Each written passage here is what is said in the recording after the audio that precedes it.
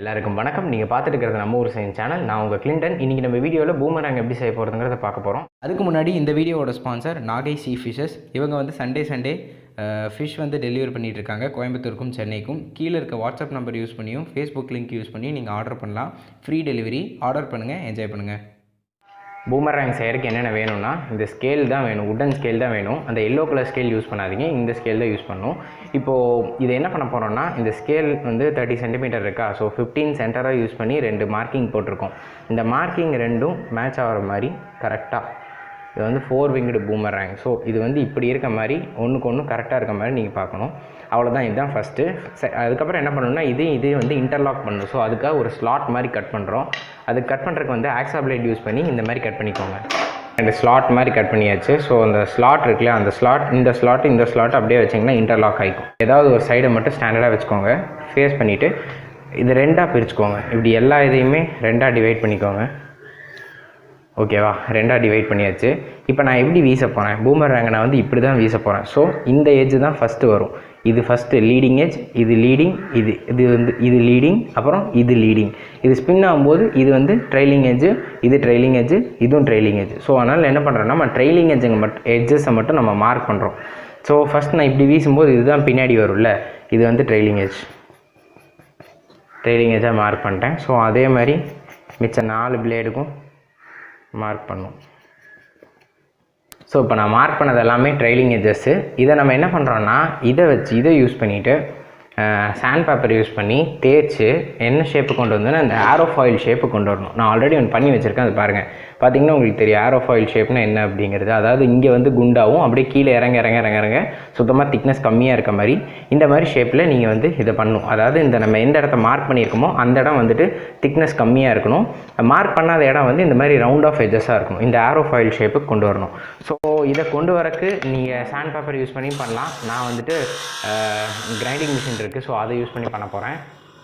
So grind பண்ணி முடிச்சதுக்கப்புறம் அது இப்படி இருக்கும். நான் வந்து ஃப்ளெக்ஸ் பாண்ட் யூஸ் பண்ணி இது 2த்தையும் ஸ்டிக் பண்ணியிருக்கேன். நீங்கள் ஃபெவிகாலா இல்லை ஹாட் க்ளூகன்னா எதை வேணாலும் யூஸ் பண்ணலாம். ஸ்டிக் பண்ணதுக்கப்புறம் இந்த மாதிரி 2 கிளிப் போட்டு வச்சுக்கோங்க. இது காயிற வரைக்கும் இது இப்படியே இருக்கட்டும். அவ்வளோதான் நம்ம பூமராங். இதுக்கப்புறம் நம்ம போய் ஃபீல்டில் போய் இதை வீசி டெஸ்ட் பண்ண வேண்டியது தான். வாங்க அங்கே போகலாம். பூமராங் வந்து வீசும்போது நீங்கள் என்ன கவனிக்கணும்னா, அதாவது இந்த லீடிங் எட்ஜ் வந்துட்டு மேலே இருக்க மாதிரி இருக்கணும், ட்ரெயிலிங் எட்ஜ் கீழே இருக்கணும். ட்ரெடிஷ்னலாக நான் யூஸ் பண்ணுற பூமராங்லாம் பார்த்திங்கன்னா ஒரு சர்டன் டிகிரி ஆஃப் ஆங்கிளில் விடுவாங்க. இது அதெல்லாம் தேவையில்லை. இது வந்துட்டு 90 டிகிரிக்கு ஸ்ட்ரெயிட்டாக நீங்கள் லான்ச் பண்ணணும். அப்போ தான் உங்களுக்கு எஃபெக்டிவாக வரும்.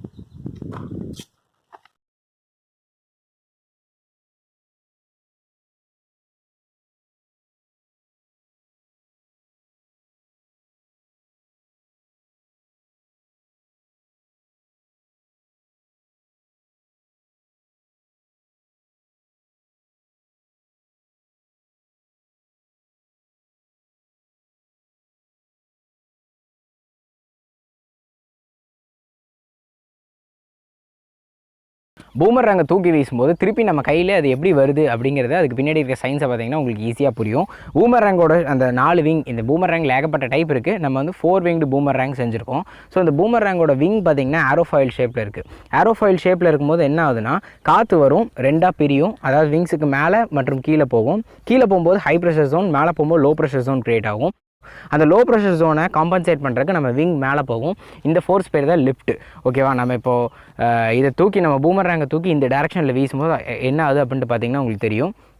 பூமராங்லேருந்து வர அந்த பூமராங் இப்படி ஸ்பின் ஆகும்போது பூமராங்லேயே 2 இது நடக்குது. ஒன்று வந்து வெலாசிட்டி, இன்னொன்று ரிலேட்டிவ் வெலாசிட்டி. 2 தெரிஞ்சுக்கணும். நீங்கள் வீசும்போது என்ன ஆகுதுன்னா, ஃபஸ்ட்டு பூமராங் நகர்ந்து போயிட்டுருக்கு, அது சம் அமௌண்ட் ஆஃப் வெலாசிட்டியில் நகர்ந்து போயிட்டுருக்கு. அது கூடவே இதுவும் ஸ்பின் ஆகுது. ஸ்பின் ஆகிறது மட்டும் இல்லாமல் இங்கேயும் ரிலேட்டிவ் வெலாசிட்டி இருக்குது. அதாவது அதுக்கு ரிலேட்டிவாக வெலாசிட்டி இங்கேயும் ஃபார்ம் ஆகுது. ஸோ இந்த வெலாசிட்டி வந்து எப்படி இருக்குன்னு பார்த்தீங்கன்னா, ஃபார்வர்ட் டைரக்ஷன் நகரும்போது இந்த மேலே இருக்க விங் இருக்கு இல்லையா, அதாவது இந்த லீடிங் எட்ஜ் வந்துட்டு அதிக ஸ்பீடில் ட்ராவல் பண்ணும். கீழே இருக்க அதே எட்ஜ் வந்துட்டு கம்மியான ஸ்பீடில் ட்ராவல் பண்ணும். ஸோ அதனால் என்ன ஆகும்னா, இங்கே லிஃப்ட் ப்ரொடியூஸ் ஆகும், இங்கே லிஃப்ட் ப்ரொடியூஸ் ஆகாது. ஸோ ஆட்டோமேட்டிக்காக என்ன ஆயிரும்னா, இந்த பூமராங்கை வந்து ஒரு டார்க் ஃபோர்ஸ் ஏற்படும். சென்டரில் வந்துட்டு டார்க் ஃபோர்ஸ் ஏற்படும். ஸோ டார்க் ஏற்படும் சொன்னது நீங்கள் வந்துட்டு இது வந்து பூமராங் வந்து ஏன் இப்படி ஃப்ளிப் ஆயிரணும் இல்லை டார்க் ஏற்பட்டா அப்படின்னு கேட்டிங்கன்னா, அதுக்கான காரணம் வந்துட்டு பூமராங் கூட நம்ம வீசும்போது அதில் வந்து ஆங்குலர் மூமெண்டமோட வீசணும். அதாவது அது ஸ்பின் ஆகிட்டே போகுது இல்லையா. ஸோ இதை வந்துட்டு சிம்பிளாக சொல்லணும்னா கைரோஸ்கோபிக் எஃபெக்ட்டும்பாங்க.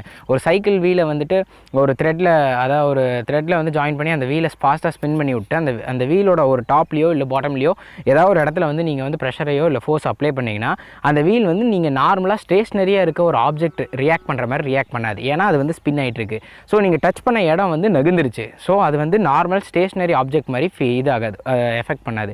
ஸோ அதே இதுதான் நடக்குது. அது பேர் தான் கைரோஸ்கோபிக் எஃபெக்ட். ஸோ அப்படி அங்கே டார்க் கிரியேட் ஆகும்போது அந்த டார்க் என்ன பண்ணுன்னா, டார்க் வந்துட்டு இந்த பூமராங்கோட கோர்ஸ், அதாவது ட்ரெஜெக்டரியை வந்துட்டு சேஞ்ச் பண்ணும். ஸோ அப்படி சேஞ்ச் பண்ணும்போது இந்த ட்ரெஜெக்டரி வந்து கடைசியில் இந்த யூ மாதிரி பெண்ட் அடிச்சுட்டு நம்ம கையிலே ரிட்டர்ன் வந்துடுது. இந்த எஃபெக்ட் பேர் வந்து கைரோஸ்கோபிக் ப்ரிசிஷன் அப்படின்னு சொல்லுவாங்க. இந்த மாதிரி வீடியோஸ்லாம் உங்களுக்கு தமிழில் பார்க்கணுன்னு போணுச்சுன்னா நம்ம ஒரு சயின்ஸ் சேனலுக்கு சப்ஸ்கிரைப் பண்ணுங்கள். தேங்க்யூ ஃபார் வாட்சிங்.